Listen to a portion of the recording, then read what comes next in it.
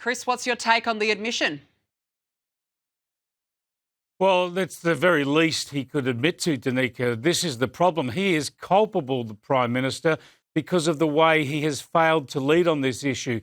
Now, I think the political left, the political class, if you like, and the media and our law enforcement agencies have a lot to answer for, not just for the past 2 years, but for the past couple of decades, when it comes to the way they've failed to respond to the Islamist extremist threat.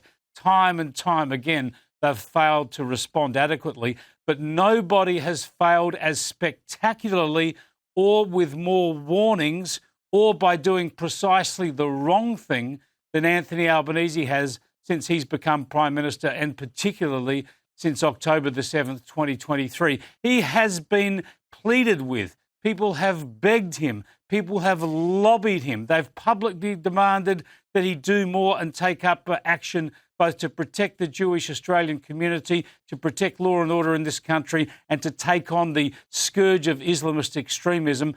People have done that privately and publicly, and he has monumentally failed to act, and now he's scurrying away. It is tragic because so many of us, as you know, Danica, have been talking about this and warning about this for so long, and what we see in response is 50-plus people shot at Bondi, 15 of them dead, a 10-year-old girl. I got to tell you, I find it so difficult to contain my anger over this because the government, and not just Albanese, of course, Penny Wong and Tony Burke and the rest of them, the government have been weak, absolutely weak, and sometimes for base and cynical political purposes, because they basically see that there's 10 times as many Muslim votes for every 10 Muslim votes for every Jewish Australian vote, and they make that calculation for political purposes, and it's tragedy. It's a tragedy that's still unfolding. He should be at Bondi today. He should be fronting the media, telling us that he can assure us there are no other terrorist plots.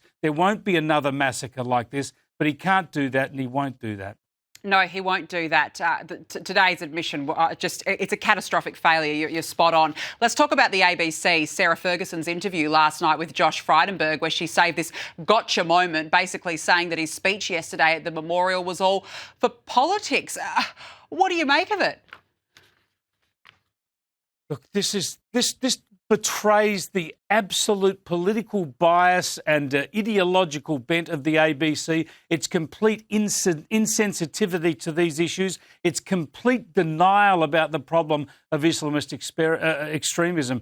To see someone like Josh Frydenberg so visibly moved and so angry on behalf of his community, the Australian Jewish community, in the face of the biggest terrorist attack this country's ever seen, and to try and spit in his face and say that he's playing politics, trying to resurrect his political career, it is just sickening. It is absolutely sickening. But sadly, we've come to expect no better from the ABC. They are actually culpable as well for the way they have constantly engaged in jihad denialism for year after year after year. They've told us when Man Monis was holding 18 Australians hostage at the Lint Cafe in Sydney, they told us that, no, don't worry, it's not a terrorist act. They told us it was something else, just a madman.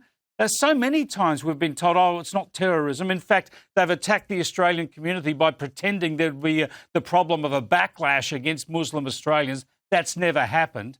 They can constantly give us this jihad denialism, as I call it. And so they are culpable as well. But the inhumanity of that reaction to Josh Frydenberg just shows the way that these hosts on the ABC, some of their leading figures, have a visceral hatred for conservatives that actually goes beyond common decency to other human beings. Yeah, it's that jihad denialism, and I know that you're particularly fired up about this, and we'll be reading more on your comments on this in the Australian newspaper, not to be missed. Chris Kenny, it's been good to have you on tonight. Really appreciate your analysis. Thank you very much.